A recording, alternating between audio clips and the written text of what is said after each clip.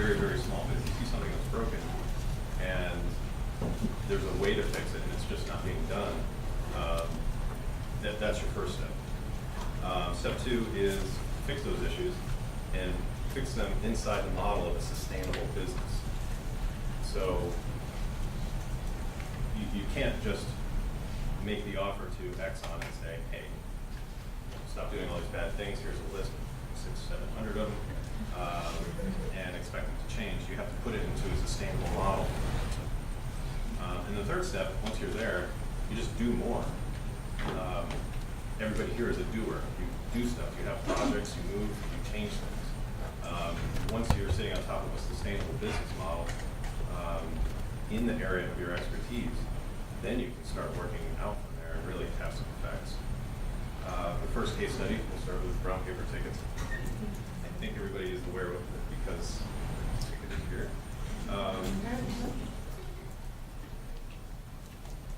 When we started brown paper tickets, we had access to the community of event producers, and we were ticket buyers ourselves. So listening to event producers and ticket buyers, obviously there's a lot of complaints. We've been around since 2002. We were one of the first alternatives to ticketing, and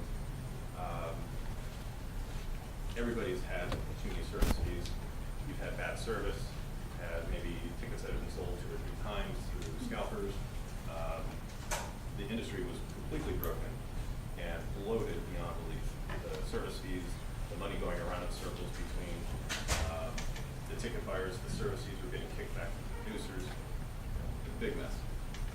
So what we did is made this list of all the ticket buyer complaints, which were relatively easy to fix with 2 things. Smaller and transparent service fees and lots of service. And then we went to the event producers, and they were more upset than the ticket buyers. Most of them couldn't even get access to the tools. They cost too much. They had a sign-up fee even before they put on an event. They had to give up to 3-4% of their take back to the ticket company. They were really upset as well.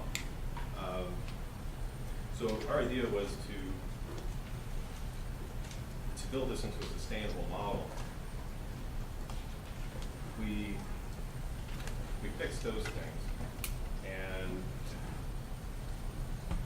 what I have to do, I don't have a slide, but just imagine a pyramid here. At the very top, you have big companies.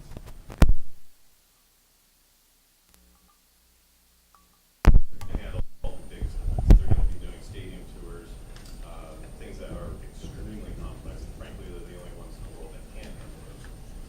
Just down from that, you have this huge swath of professional and amateur, public and community theaters, arts organizations, and then at the bottom, you've got every other kind of event. It could be backyard barbecues, kindergarten fundraisers, anything. Class registration for community centers, things like that. So they were ignoring everything below that. So we started right about in the middle and decided to just kind of work our way up and down at the same time. It turns out nobody was servicing these people. Nobody could service them because their models were so bloated. They couldn't imagine going to a little backyard fundraiser and saying, oh yeah, it's $800 setup fee. Oh, you need to change the time, that's $50. And it just goes on and on from there. So our model is such that we start to make money at 8 tickets. And we actually have a guy in Long Island, he has a dinner for 8. And it's a conversational dinner. And you buy tickets, he usually has one ringer in there too, maybe a celebrity or something. And that's fine with us. We'll ticket anything. So that's how we made it sustainable. We went after the market that they weren't servicing. And at the same time, we allowed for, imagine a nonprofit community theater. You've got maybe 6 or 7 people trying to run this thing. And you've got no funding, you've got no air conditioning. And what are you going to do? You just keep struggling and hope you make it. When we come along, we give them a professional service. We usually replace at least one person in the ticketing office. Some great service there. theaters had a volunteer who would volunteer at their church, which wasn't even at the theater. She would have a shoebox. You were welcome to come there anytime on Tuesdays afternoon between 4 and 6. And she would only take checks because she was nervous about carrying cash. And that was their convenient way of selling tickets before an event. With us, they can sell tickets way in advance, which naturally encourages more people to buy tickets because if I buy a ticket and you say, hey, why don't we go out Saturday? I can't. I'm going to the show. You tell them about the show, and then other people end up going. So we're helping these people get at least a point or two back on their bottom line.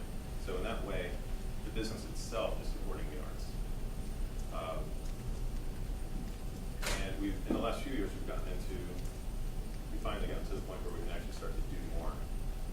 We've always given away to charities. I think even when we weren't profitable, we were still giving 5% of our profits, which somehow multiplied out and was good. But now we can do things like everybody in the company gets a week of paid time on where they can volunteer for anything they want. They can they can work with an organized charity